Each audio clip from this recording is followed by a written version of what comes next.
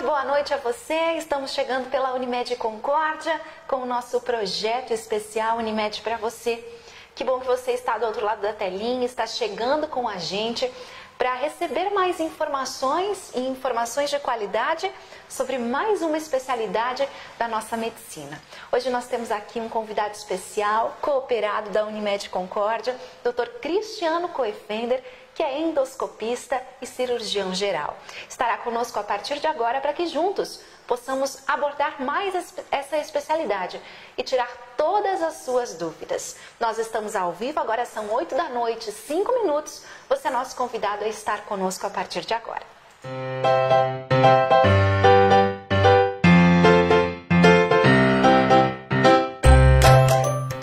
Muito bem, noite chuvosa, lá fora chove bastante na capital do trabalho, mas você é convidado a estar com a gente agora, prestando um pouquinho mais de atenção e ampliando a sua visão sobre saúde. Dr. Cristiano Coifender, boa noite a você. É uma honra ter você aqui, obrigada pela presença e por ter aceito o nosso convite. Muito obrigado, Karine. É uma honra também estar aqui, podendo ajudar esse quadro da nossa cooperativa, da Unimed. Boa noite a todos os internautas que nos acompanham desde agora. Então, vai ser muito proveitoso, acho, poder responder essas perguntas. Com certeza, doutor. É uma experiência, uma bagagem nova para a gente conhecer mais. Fala um pouquinho mais sobre a sua especialidade, doutor, e também sobre a sua experiência na medicina, enfim, aqui na nossa cidade de Concórdia. Bom, eu já sou formado há um bom tempo, eu acredito. Né? Minha formação base é a cirurgia. Né? Foi da especialidade de onde eu venho.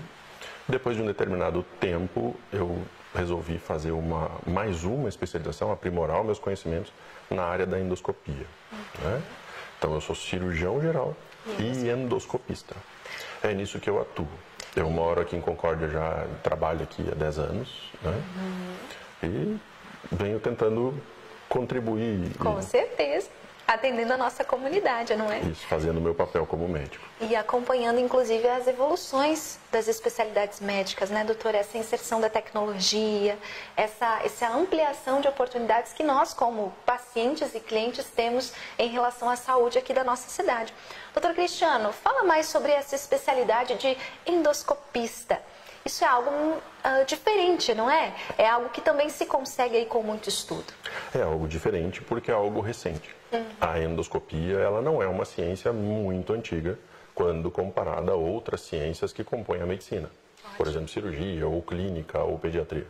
A endoscopia tem uns 40, 50 anos de existência.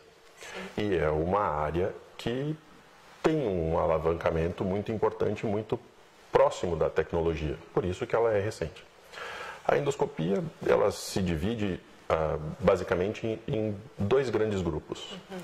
O fato de você poder olhar, né, ver o esôfago, o estômago, o duodeno dos pacientes na endoscopia digestiva alta, que a gente chama, e o fato de você poder olhar, ver o intestino grosso na colonoscopia, que é também conhecido como endoscopia digestiva baixa. Né? Então, quando você apenas olha, você apenas vê, ou biopsia, né? Você está fazendo uma endoscopia digestiva diagnóstica. Apenas um exame. Um exame. E mais recentemente, mais modernamente, e aí sim numa área que traz muitas possibilidades, a endoscopia digestiva passa a trazer muitas possibilidades de tratamento. E por que principalmente eu acredito que isso vem acontecendo? Porque as possibilidades de tratamento realizados por endoscopia digestiva são menos agressivas para o paciente. Na maioria das vezes, né, das vezes, são procedimentos que são feitos em caráter ambulatorial, não gera internação. O paciente pode realizar o seu exame ou o seu tratamento endoscópico e o seu diagnóstico e vai para casa logo depois. Né, que é uma tendência da medicina mais moderna. E também é uma desmistificação, não é? Do próprio exame, não é, também, doutor? Sim. Porque a gente ouve falar desse receio da própria endoscopia, né? De fazer um exame mais delicado. Ele é invasivo, doutor? Sim, a endoscopia é considerada um exame invasivo, porque ele, apesar de ser por orifícios naturais, o aparelho entra para o nosso corpo. né? Então ele é considerado um exame invasivo. Mas ele de longe deixa de ser seguro, né? Ele é muito seguro. As taxas de complicações ou as taxas de intercorrências, quando o exame é feito com critério, com acompanhamento, com determinadas normas que a gente deve seguir, ele é um exame extremamente seguro. O índice de complicações é extremamente baixo. Muito bem. Doutor, me fale mais sobre as questões de tratamentos, né, na endoscopia. Isso também é novo, doutor? Essa possibilidade de tratar alguém através desse procedimento? Algumas possibilidades de tratamento são novas, né? Algumas possibilidades de tratamento vêm com o tempo e foram aprimoradas com o tempo. Correto. Né? Um exemplo simples disso, vamos pensar de cima para baixo. Alguns pacientes, com o tempo ou com a idade, passam a desenvolver dificuldades de alimentação. Quando não conseguem engolir, por várias situações, uma situação que se apresenta é a formação de divertículos na região da hipofaringe e do início do esôfago. Ok. Esses divertículos, normalmente eles acometem pacientes mais idosos, acamados, com alguns tipos de doenças e trazem bastante sofrimento, porque o paciente deixa de fazer algo que é necessário, que é diário. E que até prazeroso, né? Até prazeroso, que é a sua alimentação. Então, antigamente, se fazia diverticulotomia, é o nome do procedimento, onde se rompe esse divertículo, trazendo a possibilidade do paciente poder deglutir normalmente de novo. Esse procedimento já era feito por endoscopia e agora, mais modernamente, com uma técnica mais apurada, mais avançada, vem sendo feito novamente com complicações bem menores e bem menos frequentes. Então, esse tipo de tratamento já era feito, foi abandonado por um período, digamos assim, foi substituído pelo tratamento cirúrgico quase que exclusivamente e agora volta com força no tratamento endoscópico por técnica mais apurada e menos agressiva. Se a gente for seguindo, né, seguindo para baixo, de cima para baixo no trato digestivo, vamos chegar no esôfago, por exemplo, né, onde a doença do refluxo é uma doença muito frequente. Talvez uma das mais comuns, não é? Sim, sem dúvida. A mais comum do consultório do endoscopista, do gastroenterologista, ou do cirurgião geral ou do aparelho digestivo, né, é uma queixa muito comum. Como a gente vinha falando anteriormente, até pouco tempo atrás existiam apenas duas possibilidades de tratamento de refluxo. Ou você tomava o omeprazol, tomava um medicamento, ou você era submetido a uma cirurgia. Né? Há um pouco mais de 2 décadas, um cirurgião norte-americano inventou uma cirurgia por videolaparoscopia que aparentemente tinha bons resultados. Né? Se passou a chamar a cirurgia do refluxo. Hoje se sabe que essa cirurgia precisa de critérios mais apurados para ser indicada. Ótimo. Não é qualquer paciente que precisa fazer. Então, a medicina e a endoscopia, numa tentativa de complementar ou de se adequar a uma área onde havia uma dificuldade de tratamento, passa a oferecer outros tratamentos mais modernos para isso. Então, como a gente estava falando, há a possibilidade de colocação de marca-passo na junção esôfago-gástrica para tratamento de refluxo, por via endoscópica ou por via cirúrgica. E há a possibilidade de aplicação de radiofrequência em baixa intensidade, para que aquela área do esôfago que não funcione bem se hipertrofie, dê possibilidade do paciente permanecer anos sem tomar medicamento. Aí não precisa mais tomar aquele comprimido, aquele omeprazol, doutor? Esse é o objetivo, né, desses tratamentos. Ficar sem usar, não usar com tanta frequência. Né? Claro que, independente do tratamento, se ele for endoscópico, se ele for cirúrgico ou for com omeprazol, se o paciente não fizer a parte dele, milagres não acontecem. Não acontece. Não acontece. Não acontece. Mas é uma tecnologia que a gente vê, né? Sim. Através da área da endoscopia. Endoscopia. Uma especialidade que o Dr. Cristiano Coefender é especialista aqui em Concórdia. Doutor, e esses procedimentos novos, como essa questão da doença do refluxo, eles já chegaram aqui? Sim, já há a possibilidade de ser feito aqui. Já é possível. Isso, há a possibilidade de ser feito aqui. No final do ano passado, quando essa tecnologia chegou no país. Final do ano passado, Final do ano bem passado, recente. final então de 2017. Já está disponível aqui. Eu fui o único médico do Oeste a conseguir fazer um curso em São Paulo, onde se disponibilizou essa nova tecnologia, que chama Stretta. Excreta. Excreta, é uma radiofrequência para doença do refluxo. Então, você, né, que tem essa dúvida, quer saber mais informações, mande para nós uma pergunta. E a todos que estão interagindo e participando, podem mandar também as suas perguntas. A gente sabe que essas patologias que têm a ver com o nosso sistema digestivo, é isso, doutor? Isso, você falou bem. Existem muitas dúvidas, né? A gente sempre tem dúvidas, sempre tem receios, então agora é o momento e a oportunidade dos seus esclarecimentos. Doutor, e quais opções, além dessas, nós temos com o tratamento endoscópico? O que a gente vê no dia a dia, Isso, não é? Que No dia a mais dia, vê, né? no consultório, é a possibilidade de ressecção de pequenos tumores do tubo digestivo. Né? A endoscopia e a colonoscopia, eles possibilitam a ressecção de pólipos e de lesões que têm um potencial maligno.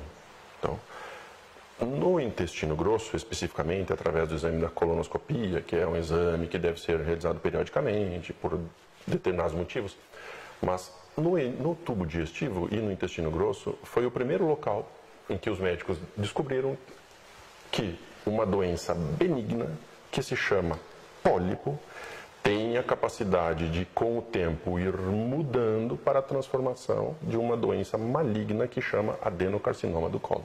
Olha, doutor. Então, a colonoscopia passou a ser fundamental nisso, é fundamental no diagnóstico e no tratamento desses pólipos. Através do exame, colonoscopia, há a possibilidade de a gente retirar esses pólipos, impedindo com que ele evolua, progride e se transforme numa doença mais grave e às vezes incurável.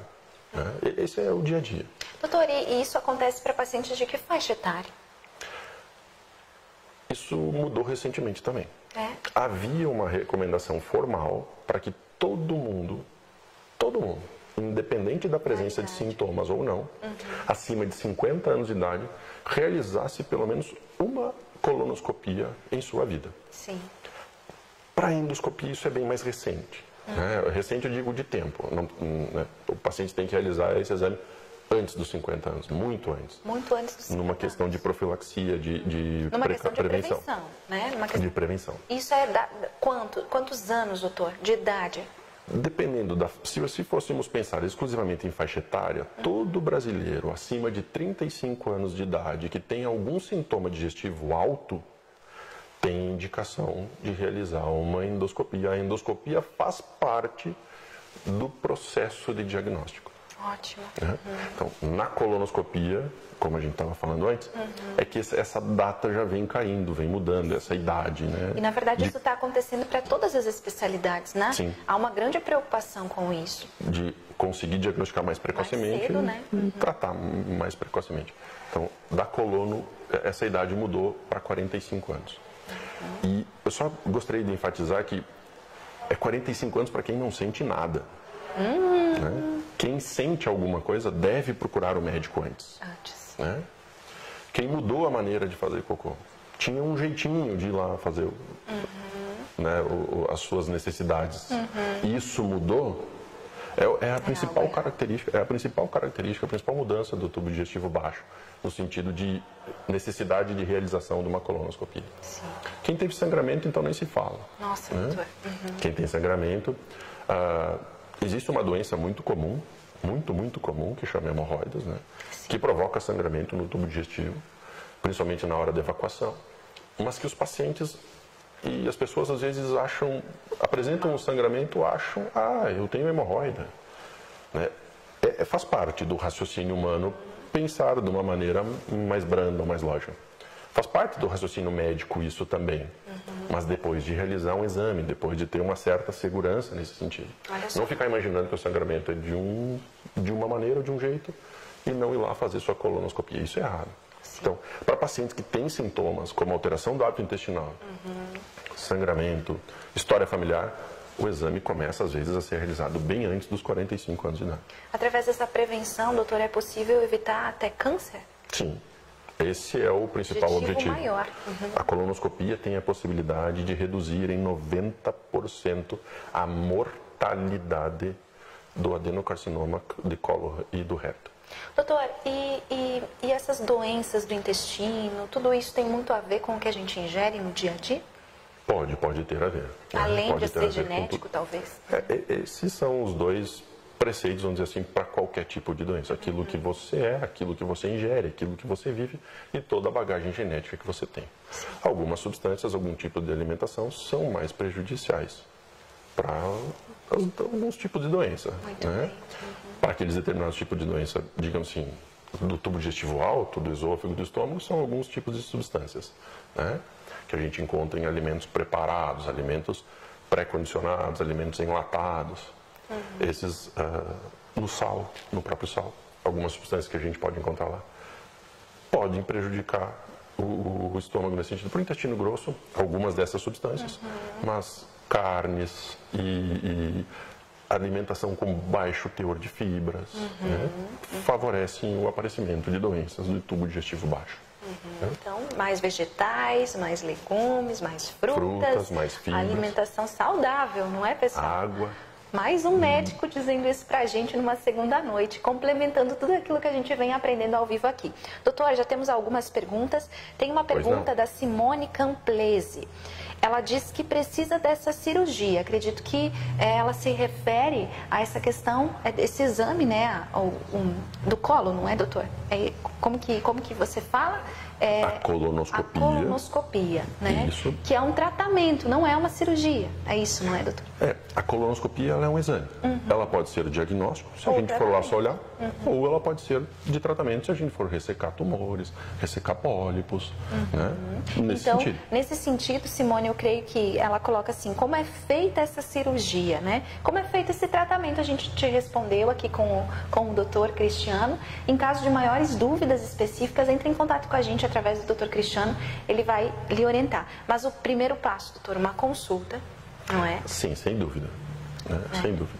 Com certeza. Sempre é importante, porque as diversas doenças, seja do tubo digestivo, seja alto ou do tubo digestivo baixo, né, precisam de uma avaliação fundamentada e, hoje em dia, muito embasada na idade que o paciente tem, as comorbidades que o paciente pode ter e em função do resultado dos exames, né, que são importantes também. Muito bem, Simone. Qualquer coisa você pergunta mais pra gente. Já a Sirlene Soares Batista escreve o seguinte: oi, doutor, tudo bem? Oi. Quem tem problema de câncer de intestino na família, né? Devo há quanto tempo, ou em quanto tempo devo fazer a colonoscopia? Creio que é uma questão genética aqui, né, doutor? Sim, uma preocupação. é uma questão genética e é uma prerrogativa para a realização do exame. História familiar positiva é uma prerrogativa para realizar o exame de colonoscopia. Então, há uma teoria que diz que o exame inicial de colonoscopia, ele deve ser realizado 10 anos antes da idade em que o seu familiar teve o problema do intestino. Olha só, doutor. Então, vamos imaginar que para esta senhora, ela teve um familiar na família dela lá. Ela é bem jovem pela foto aqui, doutor. Bem jovem. Que o familiar dela talvez tenha tido um problema como esse do intestino aos 55 anos. Ela deve começar a realizar o seu screening, o seu rastreamento aos 45. Respondido, então, Sirlene, sua resposta também serve para todos nós ficarmos de olho em relação a isso, né? Mesmo. Problemas genéticos, doutor, sempre devem nos abrir os olhos, né? Mesmo na ausência de sintomas. Mesmo na ausência de sintomas. Vai lá e faz com 45. Muito bem, doutor. Doutor, em um dia é possível realizar esse exame? Sim, em um dia é possível realizar esse exame tranquilamente. O preparo existe para a colonoscopia, um preparo. O nosso intestino, ele está normalmente repleto de fezes. Sim. Para que a colonoscopia seja um exame bom, seja um exame que dê o resultado que a gente espera, ele precisa estar limpo. E para a colonoscopia, esta limpeza do intestino, a gente chama de preparo, ele idealmente, em situações ambulatoriais, eletivas, com data e hora marcada, esse preparo leva 2 dias a 2 dias e meio. Olha, doutor. O exame é feito em um dia. Mas você faz e vai para casa. 2 dias e meio. Mas o preparo tem um período um pouco mais longo. Mas vale a pena, né? Quando a gente fala de saúde, né, questão de qualidade de vida, temos aí que nos preocupar realmente. Doutor, mais uma pergunta aqui. eu tenho refluxo. Só um pouquinho, deixa eu desligar aqui o celular. Eu tenho refluxo há anos. Fiz uma endoscopia e fui diagnosticada e tenho hérnia, gastrite e refluxo. E com medicamentos não resolveu porque durmo sentada há anos, doutor. Né? Então ela pede se ela precisa de mais detalhes ou se ela precisa de cirurgia. Eu acredito que essa paciente é uma candidata a algum tipo de procedimento. Muito bem. Se ela vem há anos tomando remédio, seus sintomas não estão controlados, ela deve rever o seu tratamento. Muito bem, então a gente respondeu também a sua dúvida. A resposta do doutor é: você precisa rever esse tratamento, né? Doutor, quanto mais tempo a pessoa passa com esses sintomas graves, isso prejudica Sim. o organismo? Especificamente para refluxo, Isso. o tempo que o paciente fica com sintomas, que não procura um tratamento adequado para abolir esses sintomas, ele pode trazer consequências sérias. A mucosa do esôfago, a pelezinha que reveste o esôfago por dentro, quando ela sofre por muito tempo com a agressão do ácido, o esôfago não gosta de ácido, né? Ele não foi feito para receber ácido, né? Mas quanto mais tempo ele fica recebendo essa agressão do ácido que vem do estômago, numa tentativa de se proteger, ele acaba mudando algumas células dessa pelezinha interna, que a gente chama de mucosa, e essa mudança das células da mucosa, devido a essa agressão a longo prazo, pode levar a alterações benignas que são pré-malignas, que se não tratadas levam a um câncer também. Levam a um câncer. Doutor, e quando a gente fala de crianças, existem problemas digestivos que também preocupam vocês, endoscopistas? Sim, sem dúvida, né? No nosso dia a dia, o principal problema de criança é a ingestão de corpo estranho. A criança ingere uma moeda, ingere uma pilha, ingere um parafuso. Crianças de um grupo determinado de idade, e todo mundo que tem filho sabe disso, né? Sim. Botam muitas coisas na boca. Talvez a gente nem percebe, né? Muitas vezes a gente não percebe. E às vezes eles engolem. E daí passa a ser um problema. No nosso dia a dia, aqui no nosso município, esse é o principal, doutor, problema que nós nos deparamos com crianças especificamente. Agora, uma endoscopia diagnóstica ou uma colonoscopia diagnóstica para criança é um pouco mais raro do que para um adulto. É um pouco mais raro de acontecer. Muito bem, muito bem. Resposta dada, aqui nós estamos ao vivo. São 8h26. É importante a gente destacar aqui como nós, pais, também nos preocupamos em relação às crianças. O doutor acabou de trazer para nós uma questão muito importante, né? Sobre essa ingestão de objetos. Doutor, e esses objetos, quando são ingeridos pelas crianças, você consegue retirar por uma endoscopia? Sim, a gente retira por endoscopia. Numa criança, sempre com o auxílio do anestesista.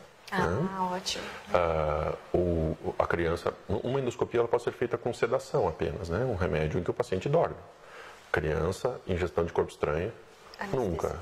O protocolo diz com anestesista, né? A gente retira, existem pequenos aparelhos, insumos, instrumentos que entram pelo aparelho de endoscopia e a gente agarra, pinça, retira moeda, parafuso, brinquedos. Sim, pedacinhos de brinquedo. Retira do esôfago do estômago. Muito bem. Doutor, no sentido assim de alerta e prevenção mesmo, né? Quais são as suas dicas como endoscopista que nós temos hoje para cuidar mais do nosso sistema digestivo? Do sistema digestivo. Aí existe aquilo que a gente pode fazer, né, no nosso dia a dia, né?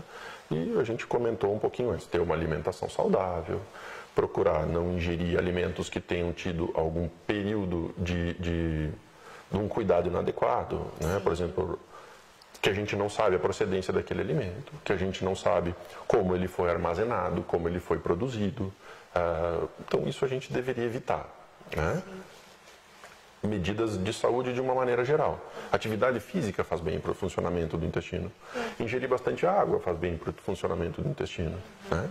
E eu acho que existe aquele cuidado também que a gente tem que procurar o profissional, que é nos casos de eu estou sentindo alguma dor, eu tenho um problema na família, né? História familiar, que foi até fruto de uma pergunta recente. Eu estou tendo algum sangramento digestivo baixo. Eu tive alteração na maneira na maneira de evacuar. E eu acho importante, tanto que eu vou falar isso aqui ao vivo, eu acho que as pessoas deveriam se examinar mais. Né? As pessoas deveriam, quando vai dar descarga lá no banheiro, dar uma olhadinha naquilo que saiu, para ver o que está saindo, o que está acontecendo, como é que está. É assim como a gente faz quando cuida de criança, né, doutor? Isso. E, ao meu entender, isso deveria ser básico, deveria ser rotineiro, né? Porque é a mesma maneira que você ir medir a pressão, é a mesma maneira que é o mesmo objetivo do que você ir fazer uma mamografia, é a mesma coisa. Muito bem, doutor, muito bem. E além de tudo isso, ter essa consulta regular, né, doutor? Ter esse cuidado, não é? E o que é, doutor, se sentir mal? Né? Porque a dor, ela é um desconforto. Ela nunca vai ser igual para todas as pessoas. Mas qual é o sinal de que algo não está bom, doutor? Né? Algo que deva ter a nossa atenção. Bom, então vamos dividir de novo por alto e baixo. Né? Quando a gente vai pensar em sintomas do tubo digestivo alto, a dor pode fazer parte, né? Não tem como negligenciar. Né? Porque as patologias mais frequentes doem. O refluxo pode doer, como pode dar azia, queimação. A gastrite dói, a úlcera dói. Né? Então, isso dói. Mas faz parte do conjunto. Muitos pacientes falam estufamento, a gente tecnicamente chama de distensão. Sim. Estufamento da parte alta do abdômen quando come, náuseas quando comem, dificuldade de deglutir. O refluxo pode trazer disfagia. A gente come e parece que vai ficando trancado ao longo do caminho que o alimento percorre. Né? Vômitos. Esses são sintomas rotineiros, básicos do que acontece algo não está bem. Isso. Como o refluxo é muito frequente, né, existem alguns sintomas que também fazem parte do refluxo. Tosse pode fazer parte da doença do refluxo. Pigarro pode fazer parte da doença do refluxo. Irritação da hipofaringe, aquela necessidade de sempre estar fazendo... pode fazer parte da doença do refluxo. A gente divide e a gente compartilha muitos conhecimentos com o otorrino nesse sentido, que muitos pacientes vão achando que tem alguma alteração da garganta, da faringe, da fala e vai procurar o otorrino. Na verdade, ele tem refluxo. Né? Então, esses são sintomas do tubo digestivo alto. Né? Quando a gente vai falar do tubo digestivo baixo, né, tem a alteração do hábito intestinal, que seja para constipação ou seja para diarreia, o sangramento. Né? Nós falávamos antes. Do que nós falávamos antes. A presença de substâncias estranhas nas fezes. E as três principais são muco, sangue e pus. Né? A presença disso. Muco é tipo uma clara de ovo. Quando você nota isso nas suas fezes, opa, isso não está normal. Sim. Eu tenho que ir ver o médico. Né? Sangue a gente já havia falado. E a alteração do hábito. Seja piora. Eu tenho constipação. Né? Tenho dificuldade de ir ao banheiro. Mas isso ficou pior no último mês. Isso deve ser levado em consideração, isso deve ser prestado atenção. E de forma imediata, não é? Sim. De forma imediata, muito bem. Nós temos vários elogios aqui a você, doutor. Agradecimentos pela sua entrevista. Obrigada. Obrigado. Temos várias pessoas participando, a Marilei, a Kellen, a Fernanda, a Sandra Piola, o Caetano. Obrigada a todos que estão com a gente ao vivo aqui nas nossas instruções de saúde no programa Unimed para você da Unimed Concórdia. Temos uma pergunta específica aqui da Rosiane, doutor. Ela comenta o seguinte: meu filho tinha 5 anos quando fez uma cirurgia em Chapecó e foi retirado um cisto de 500 gramas do intestino. Foi descoberto somente nesta idade em função de ele sentir muita dor. Saberia me dizer, doutor, por que isso aconteceu ou do que pode ter surgido? Não temos histórico na família e ele está bem, mas passou por 2 cirurgias. Preocupação de uma mãe, não é, doutor? Eu acho que ela tem condições, ou tem motivos para estar preocupada, né? Sim. Então, quando uma criança de 5 anos tem um cisto com essas dimensões no intestino, não há como a gente não imaginar que tenha sido alguma malformação olha só. que ela já tenha tido no nascimento. né, que já venha com ela. Uma malformação genética ou uma malformação congênita. Né? Não tem como a gente não imaginar. Agora, dar mais informações sobre a origem disso, sem ver biópsia, sem ver exames e tal, é um mundo à parte. Né? Acho que não tem como. E não dá para desligar também. Num caso assim, doutor, é importante ficar atento, né? Mas talvez possa ser desligado. Se foi uma malformação genética, foi resolvido. Foi lá, operou em Chapecó, que bom, brilhante o cirurgião, conheço os cirurgiões pediátricos lá, e resolveu. Né? Mas existem algumas malformações genéticas que devem ter algum acompanhamento maior a longo prazo. Então, mesmo sendo, tem que ficar atento. Mesmo sendo operado e resolvido lá com 5 anos, é bom ir cuidando. Muito bem. Temos também pergunta da Fernanda Stockman. Quando necessária endoscopia clínica, qual o tipo de sedação para crianças de 7 anos? Também anestesia, doutor? Eu acredito que sim. Né? O ideal é a anestesia. A endoscopia diagnóstica para uma criança de 7 anos, a criança de 7 anos não responde adequadamente. A gente tem que imaginar que uma criança não é um adulto pequenininho. Ela não é uma miniatura de um adulto. Ela é uma criança. A criança tem metabolismo diferente, responde aos medicamentos de forma diferente, tem doenças diferentes. Ela é, por incrível que pareça, ela é um ser diferente. Medicamente, ela é um ser diferente. Né? Então, quando vem até mim uma criança de 7 anos, eu procuro indicar sempre a endoscopia, mesmo que diagnóstica, com a ajuda do anestesista. Muito bem. Mas, tendo uma consulta, né, com um profissional como o Dr. Cristiano, todas essas informações são sanadas no momento da consulta. Tá bom? Obrigada pela participação. E a Catilene Bruneto Casanova escreve: excelente profissional, atendimento impecável, esclarece de forma clara como ele faz aqui. Super recomendo. A Sandra Louveira também diz muito bom e todos os demais agradecem o doutor pela participação e pela disponibilidade. Muito obrigado. Doutor, essa profissão te faz feliz? Sim, sem dúvida. Poder ajudar as pessoas.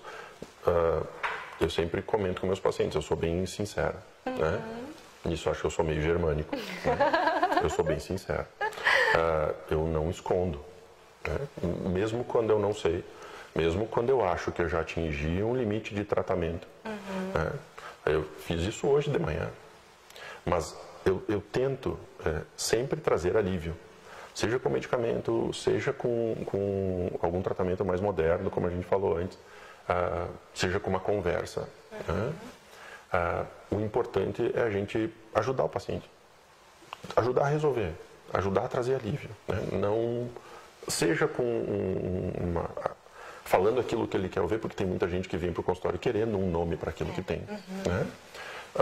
Seja quando diga, olha, acho que você não é por esse caminho, né? não é o nosso caminho, não é comigo, não é esse caminho que a gente deve percorrer. Então, mesmo sendo com uma resposta afirmativa ou com uma resposta negativa, o meu objetivo é trazer alívio para as pessoas. Muito bom, doutor. Faz isso com excelência. Nossos parabéns.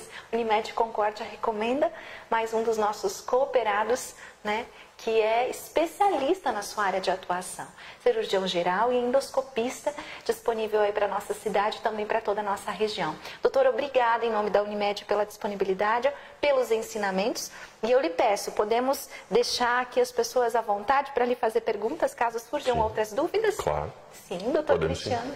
Pode nos responder mais tarde. Então, se você ainda tiver dúvidas, pode mandar no privado para a Unimed ou aqui nos comentários. Fique à vontade que ele está à disposição para nos responder. Obrigada por essas milhares de participações. Nós vamos encerrando aqui agradecendo você, doutor, pela oportunidade de estar conosco. Muito obrigado. A gente falava antes da experiência ser diferente, né? Diferente. O médico não está acostumado a vir aqui falar na frente de uma câmera. Mas acho que foi produtivo, foi agradável. Foi sim. Muito obrigado também. Abriu a nossa mente e nos trouxe informação. Isso é o principal, doutor Cristiano. E olha só, antes que a gente encerre, doutor, tem um recado muito importante a você que nos assiste e você que gosta de prevenção e qualidade de vida. Doutor, qual o exercício físico ou a prática de esportes que o doutor está acostumado a fazer? Por uma questão de, acho que, de doutor. tempo e tal, eu vou para academia. Academia? Eu vou para academia. E gosta de uma boa corrida, doutor? Ou pretende gostar? Talvez aprender um pouco mais, né? Vamos puxar a orelha do doutor Cristiano? doutor? Então, uma oportunidade para você, olha aí. Nós temos agora, com as inscrições abertas, desde sexta-feira, a etapa Concórdia do nosso circuito de corridas Unimed. Nós temos um vídeo que a gente quer mostrar para você, porque corre, viu? Você tem que começar a correr desde já, porque as inscrições são limitadas e as vagas aí, ó, já estão em fase final. Na verdade, a gente recém abriu e sabe que a procura é muito grande para essa etapa que acontece agora em setembro. Veja o vídeo.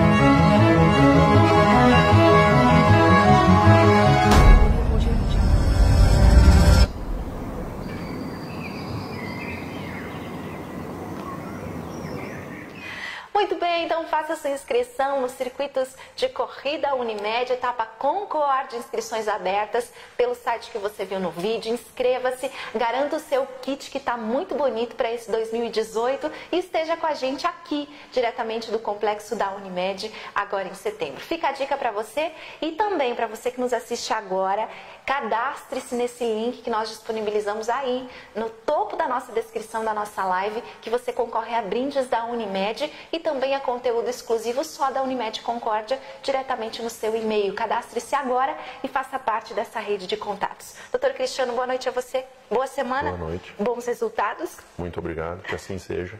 Amém. E que você também tenha uma excelente semana. Nos encontramos de novo ao vivo na próxima segunda-feira. Boa noite. Boa noite.